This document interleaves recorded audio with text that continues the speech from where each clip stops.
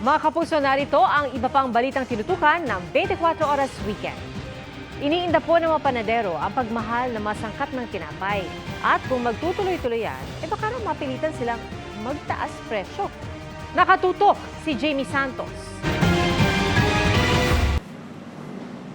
Pagsapit ng hapon, mas dumarami ang bumibili ng tinapay sa bakery na ito sa Gagalangin sa Tondo, Maynila. Pero ang hamon daw sa pinipilahang bakery, ang pagtaas ng presyo ng ilang ingredients ng tinapay. Ang isang sako ng harina, tumaas daw ng hanggang 40 pesos. Ang itlog mula sa dating bultuhan na 2,400, nasa 2,800 na. Tumaas din daw ang presyo ng asukal. Gayunman, hindi raw sila nagtaas presyo at nagbabawas sa timbang. 5 pesos ang isang pandesal sa kanilang bakery. Kailangan yung pamasa pa rin.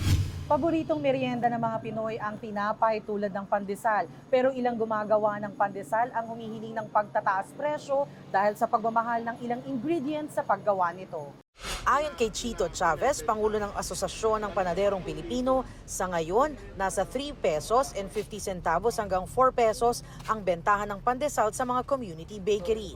Hindi raw sana tumaas ng malaki ang presyo ng raw materials na karamihay imported para hindi maapektuhan ang kanilang mga produkto. Dapat po yung mga agri-products lagyan ng subsidy ng pamahalaan natin. Mga magkano Ibenta yan? sa amin ng mura. Kinuna namin ang pahayag ng Department of Trade and Industry pero wala pang silang tugon sa amin. Una nang sinabi ng Trade Department, sinisikap na walang maipatutupad na taas presyo hanggang Pasko. Nauna nang nagpahayag ang malaking manufacturer ng tinapay ng 5 pesos na taas presyo kada pack ng Pinoy Tasty at Pinoy Pandesal. Para sa GMA Integrated News, Jamie Santos, nakatutok 24 Oras.